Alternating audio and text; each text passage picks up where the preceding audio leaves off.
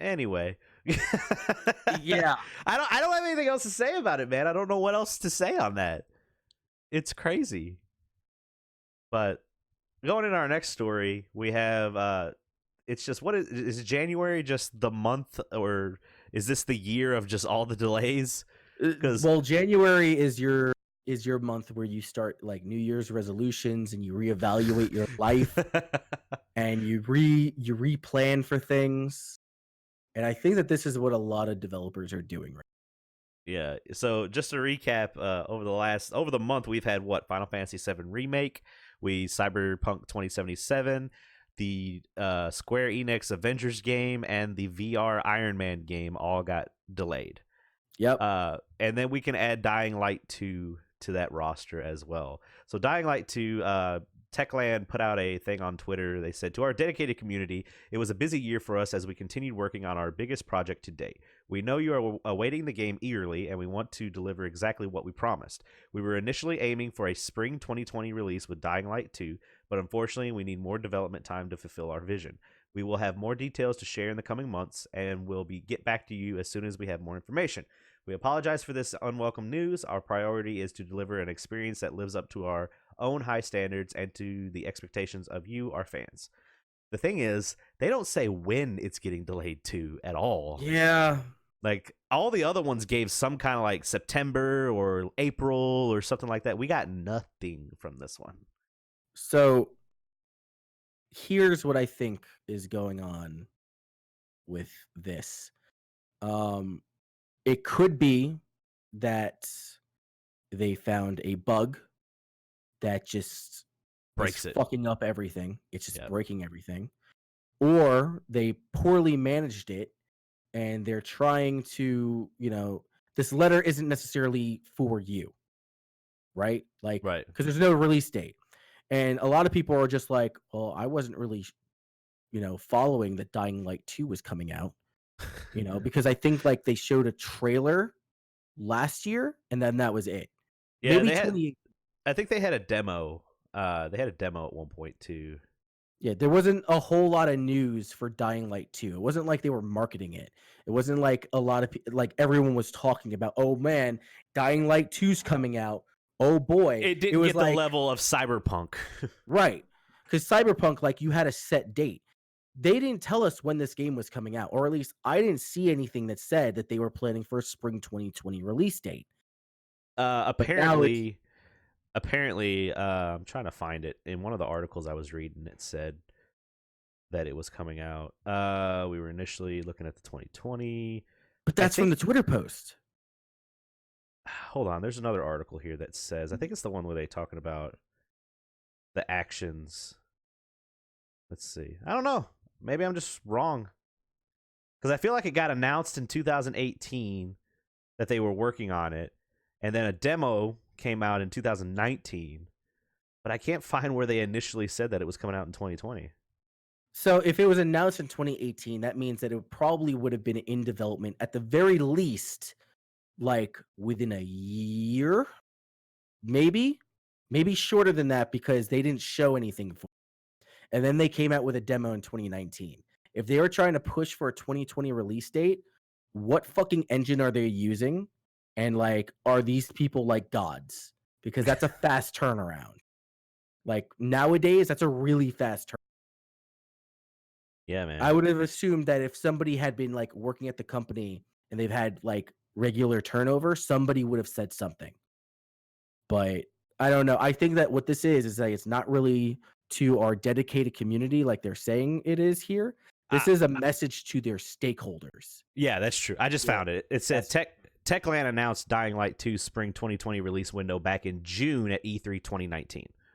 Okay. So it was fairly And it was recent. announced a year prior at Microsoft's E3 2018 press conference that it was coming out. Okay. That still seems like a really fast turnaround and for like nobody to know that it was in development from like 2017 onward. I And I don't see that. It's pretty ambitious too, because I think one of the articles said too that it's like the maps are 4 times bigger than the original maps in Dying Light, and like Mhm. a lot of your actions impact things going on in the game and all that stuff. Yeah. So it was cool. Article here by Eurogamer that was posted back in June of 2019. They basically do a rundown of the demo that they got to play, and it seems very interesting. Like, it sounds really cool that all your actions like affected things and all that. But I don't know, if you were looking forward to this game, I feel for you, man. Like, it sucks because I don't know. We got nothing. At least with the other ones, you got something. Yeah. But that's the thing too. I guess we could think like it's got to be some kind of game. Because I never played Dying Light 1, but it's got to be like a game breaking bug or over promising on stuff or something like that. Because I feel like maybe they wouldn't have run out of money or anything like that. But I don't know, man. I mean, it could be like the same situation that ended up happening with Nintendo and Metroid. I don't remember the first developer that was working on Metroid Prime 4. I want to say it was either like a group process between Bandai Namco and CyberConnect 2. Mm-hmm. Maybe not CyberConnect 2, but I definitely think that Bandai Namco was involved with it. But for 2 years, it was in development. Just double checking right here. Well, that's like the Final Fantasy VII remake. How they basically like they had to restart because the game that was originally being made by somebody, they were like, no. So we had to restart from the beginning. Yeah, it was originally from Bandai Namco Studios in Singapore. And then 2 years into development, when we were supposed to hear something about it, they were like, yeah, no, fuck that. It's not up to snuff. And oh, by the way, Retro Studios is taking over, which a lot of people were excited for at first because they're the ones who made the first 3 Metroid Prime games. But I mean, it's been a while since we've seen, like, Metroid Prime 3 came out on the Wii. It's 2 console generations since then. Maybe 8 years, maybe, probably more. Those people aren't there no more. But shit happens. Like, what are you gonna do? You know, I wonder if it's so close to a new generation or a new console generation. I wonder if they're delaying to maybe put it on one of those. That could be a possibility. I mean, a lot of people were saying that the reason why Cyberpunk 2077 got delayed was because it was not running properly on the PlayStation 4 and Xbox One. Yeah. Because they prioritize a PS5, Xbox Series X release. And if they're going to do a cross-platform, like cross-generation release, they got to make sure it works right. Yeah. So I don't know. Maybe they're holding out. Delaying games aren't bad. No, you know, you'll see it in like these Twitter threads. Shigeru Miyamoto saying a delayed game is eventually good, but a rushed game is bad forever. Is that an actual quote? I don't think so. Like, because you look at something like this, you're like, this looks like was just photoshopped. Yeah, like one of those fucking Abraham Lincoln saying something about the internet. Yeah, or it's like the one it sticks out to me is like it's a picture of Gandalf and he's like talking about Star Wars and mixing it up with Star Trek, and then it says like, I don't know, it's just mixing all the fandoms together and all that stuff. Mm-hmm. Apparently it's legit. Is it? Have you ever looked? I need you to look up. I'm gonna look it up right now. I need you to look up Miyamoto's Miyamoto Pikmin face. There's a picture of him like at a Pikmin announcement, and he's throwing like Pikmin. I found it. Hold on. I'll send it to you right now. It's in an article. It's my favorite picture of Shigeru Miyamoto.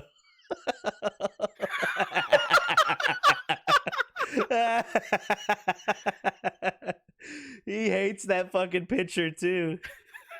Oh, it's so good. Save image. I'm sorry, listeners. I can't stop laughing. That's gonna be save that, and we got a lot of stuff. That's the thing we have to do after the podcast today is upload all this shit we just said into the Discord. Yep. People are gonna be like, what the fuck's going on? I'm just like, listen to the podcast on Tuesday. Yep. That's my favorite picture of him, man. I'm gonna upload that right now. Yeah. That shit is so dumb. It's so good. Had you never seen that before? No. Oh, it's so That's good. amazing. I love it. I got the fucking giggles tonight, man. Oh, take us to the next one. Show me some Xbox ass. Okay, so Baby got back. I've got good shit to say, and I've got like regular shit to say, and then I got something that I'm kind of worried about. Okay. So recently on NeoGAF, Yes. someone dropped some pictures of the rear end, the fat ass of the Xbox One X. That's a lie. The Xbox Series X. Sex. I'm not going to be able. Yeah, the XX. Like, people are now starting to use acronyms for it, and it's XSX. It's super fucking difficult. It's just like it's just like how it was always called the X Bone. Yeah. It's the X Boner. Yeah. XX. This is the sex box. The sex box. Easiest way to do it. I mean, it's not really anything super important. I mean, you can see that.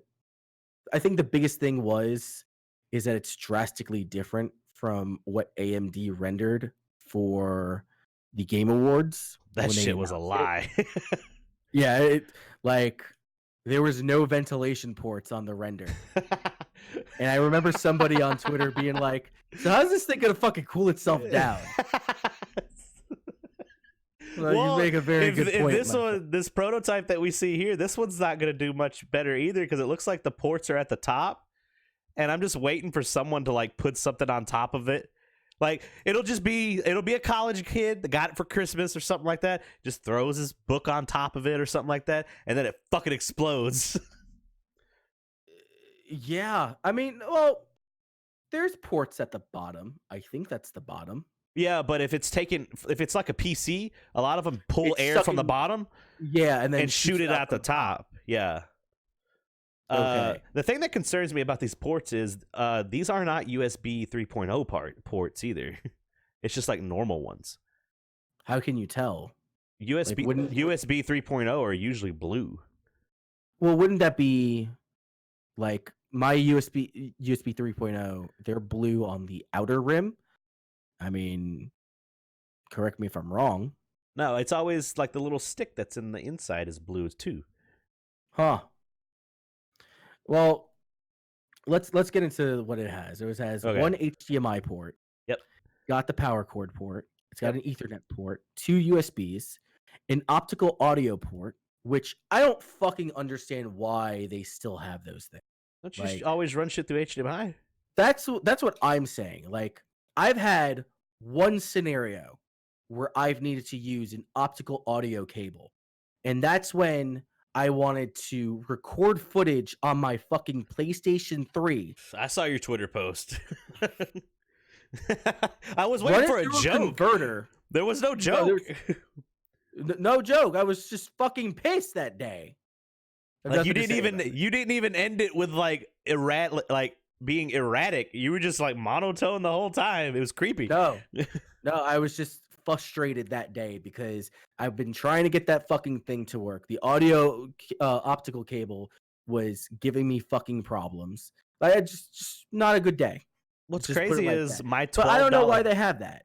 My $12 converter box is fine for my PlayStation 3. Yeah, and then my output on my main display is trying to push it down to 4:3. I saw that too. Like, what the fuck? Technology this week, man. Anyway, so they have the optical audio port, and then it's got like this large rectangular port for diagnostic reporting, which is obviously like a prototype feature. Yeah, I don't think that's going to be in the main. That's not going to be in it. But what's interesting is that this thing has a barcode. Yeah. That's not blurred out. Whoever got assigned this device is about to get fucked. Yeah, because you just look up that SN number right there, or anything. Oh. The other thing I'm going to say is too, there's no USB-C port. Yeah, I do find that weird. That's Which, to be becoming. honest, I don't understand why they're putting USB-C into these consoles. So Like, let me tell you why they're putting go them in ahead, there. Dukes. Sure. Because USB-C is everything should be going to USB-C. Because USB-C supports like regular phone charging. It supports audio out. It supports everything in one nice little cable. And like everyone's still on the HDMI. I'm all on the USB-C kick. I fucking love it. The one thing I love is that I can never plug it in wrong. Like you can do it upside. Like you'll always get it 100% of the time if you get it in the hole. The ports don't fucking break, or the little dongle piece don't break. Nope. And it's just okay. So why is the USB-C part plugging into the console? Because usually you have USB to USB-C, right? Yeah. Like I'll have the fat rectangular portion going out into the device, and the device portion is the USB-C. Why is the USB-C portion plugging into the hardware? Because I have it on my motherboard, and I don't know what to fucking do with it. Because I'm not trying to charge my PC. I want my PC to charge my phone. Oh, I just plug mine into the back, and I can just like I have an extra USB-C to USB-C. I just plug it in to like transfer files and stuff like that. I don't know. It's 2020, man. I want it. That's why I want it on my system. That's why. Why you gotta ask me? I have 4 monitors on my PC. Why do I do anything? I reconnected with a friend I haven't talked to in a while, and I showed her my setup, and she goes, "What the fuck is wrong with you?" I was like, "Look, I don't do drugs. I don't build cars. I just want big PC parts." Because I want it. Because I'm gonna spend at least $500 fucking on this system. Yeah. Okay. Yeah. Whatever. I want the option. Anyway, the thing that I think is really important about this is that in addition to the back of the Xbox Sex being revealed, someone put up some stats or some specs on the hardware itself, and this is specifically with the prototype hardware.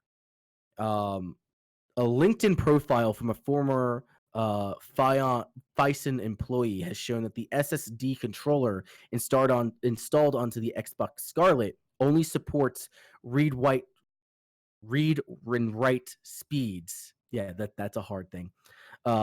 Equal to a standard PCIe 3.0 NVMe drive. That's the drive that they have installed on there is a PS5019 Tech E19T. Yes. That's a budget SSD. Yep. So what they've apparently done is taken this budget SSD and converted it over to be compatible with a PCIe 4.0 interface. It doesn't use any DRAM cache chip, and because of that, it won't have the performance that you would expect from a regular PCIe 4.0 device because it's based on PCIe 3.0 hardware. I was wondering where they were going to start cutting corners. So the issue with that is that I believe the device that they're using, this E19T, it has read-write speeds of 3,000 or 3,400 megabytes a second, and writing speeds of about 2,000 or 2,400 megabytes per second. Sony is currently touting that they're going to have the fastest and most advanced SSD out there and will even outclass PC builds. They're talking reading and writing speeds of 5,000 or 5,000/4,400 speeds, megabytes per second. Yeah. That's like on par or even better than Samsung's M2. Yeah, I mean, which is the best SSD out there right now. Yeah, I think their version of their solid states are gonna be like the M2s, where they are on the motherboard, but they're getting the big boy ones. Like they said, it's getting it's gonna be. You said faster than the Samsung 980 Pro solid states. Yeah, and we've seen on Twitter, like when they leaked the press conference when they were showcasing, I think it was Spider-Man on the PlayStation 4 versus the PlayStation 5. That shit loads like that. 4 It is seconds. super fucking quick. And they were using a PlayStation Pro with a solid state, I think. Yeah. So the issue is that when you start looking at third-party games, if they go to make a game for the PlayStation 5, it may not be comparable for them to also make it for the Xbox Series X. Because it's kind of like the same situation that we saw when trying to port games from the PlayStation 4 and the Xbox One to the Nintendo Switch. The PS4 and the Xbox One X, they're using a Jaguar CPU. Mm-hmm. Meanwhile, the Nintendo Switch is using a Tegra chip, and it's significantly slower. Lower performance, so that's going to impact your AI. It's gonna impact your destructible environments, physics, changes in frames and assets. There has to be a reason for these people to decide, hey, we've got this build for this platform. Let's go ahead and rebuild the game from the ground up and switch out little parts and pieces here so that it'll work on this inferior piece of hardware. It's not a situation where you can just degrade the resolution or the graphics to make it run. I'm wondering if we're seeing, so this is, you know how Xbox always does it. They do their budget version first. Like they do their lower tier one first. Then they come out with the bigger one, the more expensive one, the pro version, and all that stuff. They did it with Xbox 360. They did it with Xbox One, and they could do it with the Xbox X. I find that a little bit hard to believe because this is the prototype. And usually dev kits and prototype machines are more powerful than the consumer grade product. So they have all the extra bells and whistles for the dev kit so that they can condense it down for the final product. Maybe. I don't know. I don't know. Like, what are you doing, Phil? I've never seen a situation where the difference between the two systems comes down to an SSD. But I mean, I just recently had SSD issues on my PC, and that's a fucking bitch. Yeah. So I don't know. But when you got the new one is considerably faster, right? Oh, it's seamless transition. I'm jealous because now I want a M2 slot. Yeah, it's I want an M2 card. Great. And I have to double check to see if my motherboard even has an M2 slot on it. It should. The motherboard's only like 2 years old. Oh, it should definitely have a slot for that. Yeah. But 100 they have the 1 terabytes, the 970 1 terabytes for like 170 right now. Yep. I was just looking it up. I'm like, fuck. But yeah, it's a weird situation that it's a little concerning. We need to keep an eye out on this. Yeah. But that's really all that I have to say about what's going on with Xbox and their build and whatnot. Yep. It's got all the junk in the trunk, but it might not have the junk where it matters.